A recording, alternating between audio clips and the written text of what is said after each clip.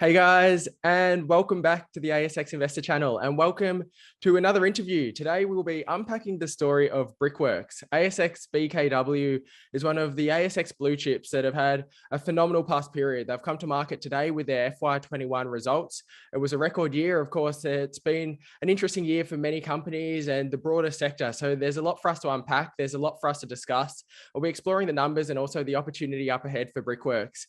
Welcoming the team from Brickworks. Welcome guys to the channel, and it's an absolute pleasure to have you join us. Thank you for having us. Thanks very much.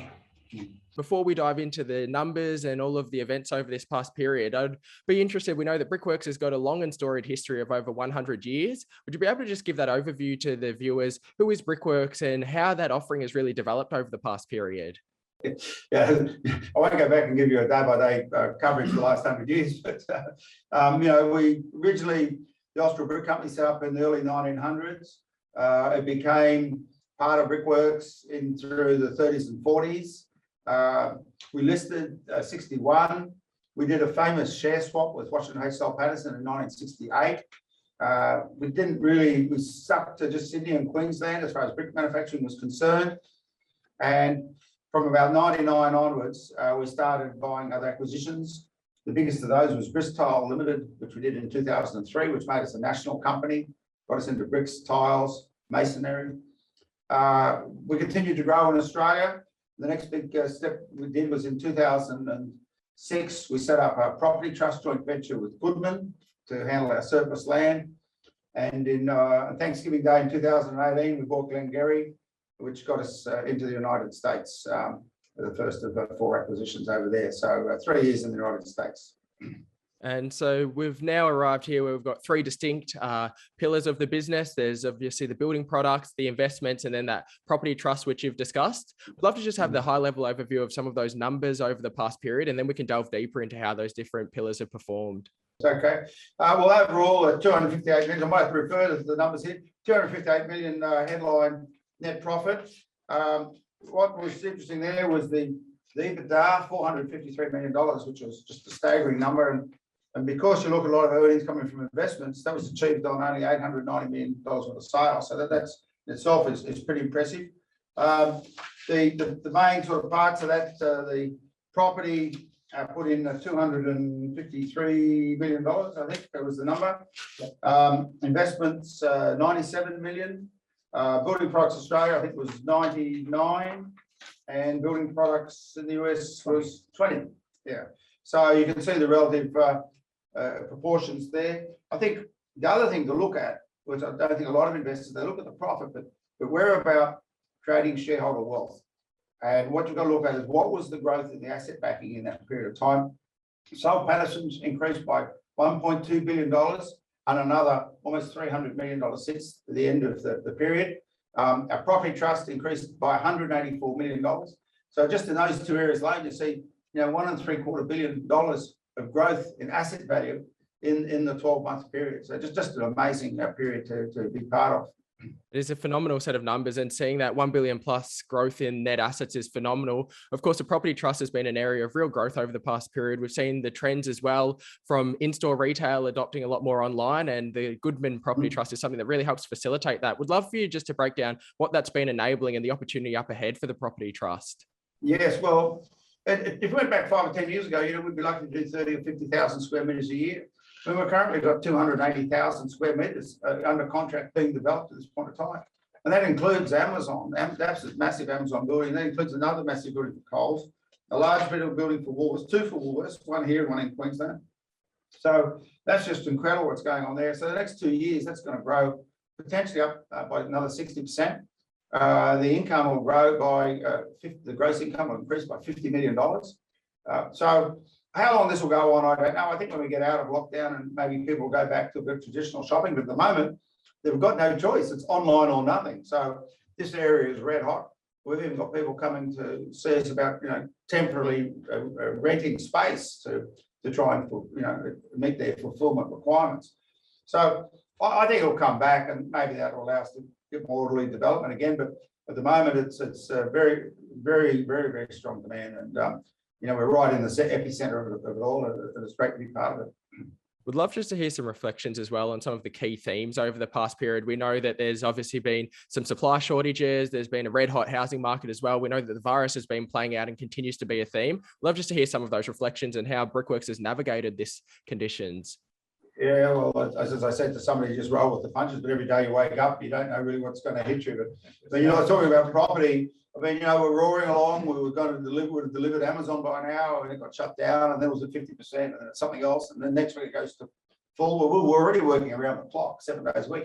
You can't catch up, so you lose time. And the same with our own our CapEx programs, our new brick factory and our masonry factory. We haven't been able to get the technicians and engineers in from overseas to do the specialised work. And so, you're trying to commission a factory by FaceTime. It's just it's not really possible. And so very, very hard. And then, of course, we're roaring along. We're coming home with a wet sail. We're building products, and then we got the shutdown in New South Wales for 2 weeks. Well, that cost us $3 million, and then we had to take some plants back online. Then we've recovered from that, but we've had an interruption of 2 months. We've been knocked around. And now we've just faced the same thing in Victoria. So, I hope that that's the end of it for New South Wales and Victoria. We're going to see things progress and go stronger going forward. But inevitably, those states that haven't got any COVID, they're going to have to get themselves out of it. And there's got to be, it makes you worry whether there's going to be some sort of interruptions to normal business when that transition occurs. And I think something that investors are familiar with is the intertwined nature of Brickworks and Saltmans. But it'd be great for you to just distill how that relationship is. I think the initial investment of $26 million is now worth over $3 billion as reported today, which is just a phenomenal period of compounding. But I'd love for you to provide that overview about the relationship and what that income really means for the Brickworks opportunity as well. Yeah, well, as I said, we're back to 1968, and Brickworks was worried about being taken over by London Brick. Brickworks and Pattinson had the same market cap, was like about $26 or $28 million. They swapped 1 million shares to kick it off, and then they were buying in each other. And as I said, spent $26 million. And that stopped in about 1989. We sort of stopped buying shares in each other because it got pretty incestuous. It was 49.9 on one side and 43 on the other. But what it meant was that, building products is a volatile business. And when there's a downturn, we can still pay our dividend out of our investments. So this has continued, to today, and 75% of our assets are investments. We can pay our dividend no matter what out of those investments. And that's why we can give the, dependable, reliable dividends. And so it's been a real asset to us. And for Pattinson's, today, they're getting great exposure to industrial property. That was an area they couldn't have got. It was something that we always saw that was there.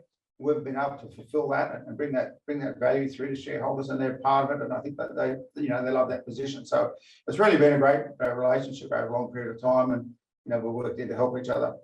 And having said that, you said the initial $26 million. We sold a few shares the other year. And how much did we raise?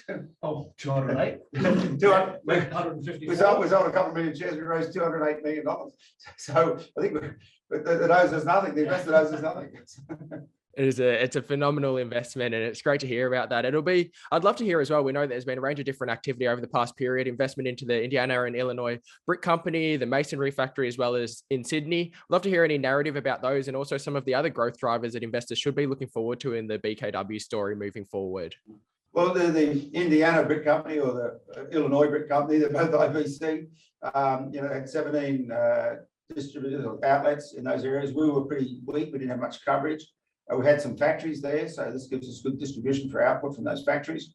But they've really sort of filled in an area, 200 odd employees, about 100 million US turnover. It really starts to pull the string on that investment and really sort of gives us a way which we can expand and also learn. They are very successful retailers, and we can learn from that and put that across the rest of our business, both there and back here. So that was good. The new masonry plant was a big investment, running late, unfortunately, because of COVID and other things. And we've had to get through a period where we've got no factory in New South Wales. We have to import from Queensland and toll from our competitors. But it's coming online as we speak. I'm hoping the next couple of weeks it'll go into production, full production. But it's a great facility, a state-of-the-art, $70 million plant. Have got lots of bells and whistles, be able to do lots of things that we haven't been able to do before, expand our range. And really, it becomes the main masonry factory for Sydney and the greater region, so going forward.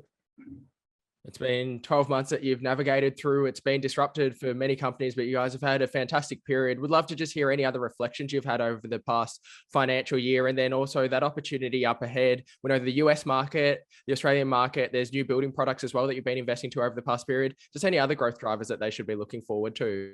Yeah, well, I think we're generally pretty focused in the US. So we're happy to consolidate at the moment. I mean, we've made 4 acquisitions in pretty short order, but you don't really have a lot of control over the timing. Either someone's for sale or they're not. If they're for sale, you've got to buy them now. But we'll definitely, the door's open for that. But we'll be focusing on settling down what we've got. I think we're going to see hopefully a strong period in the US. Housing's picked up. We haven't really got the institutional work at the moment, which used to be our bread and butter. Hopefully it'll come back. We've definitely got the orders and the specifications are there. We know the architecture drawing boards are strong. There's a lot of work there. So I think that, once we get out of winter into next year, I think we're going to have a very good 2023. I think that's going to be positive from that thing. And of course, we know in Australia, we've got a big pipeline of work. You're having trouble delivering it with all these stops and shortages and things, but I'm hoping a lot of those supply line problems will work their way out in the next 6 months. And we'll be able to fulfill those orders that we've got going forward.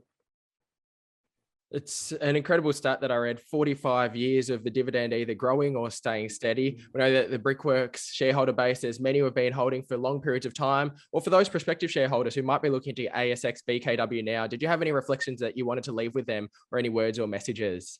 Yeah, I should have kept every share I ever got from the company for whatever. Because, at $25 is astronomical. When I took over at CEO, it wasn't $4, so we've come a long way. And we still, as we've indicated, think they're, worth north of $30 at the moment. And, and that's before we take into account all those 280,000 square meters of industrial property coming through, or those other things that we spoke about all coming through to give us a decent return in those other areas. So. It's a phenomenal past period. Congratulations on this. We'll definitely look forward to unpacking the story again. This is the ASX BKW story. It's Brickworks on the ASX that you can find it. If you did enjoy the stream, don't forget to hit the thumbs up button. Feel free to share it out as well. Thank you all for joining us, and we really appreciate it. Thank you.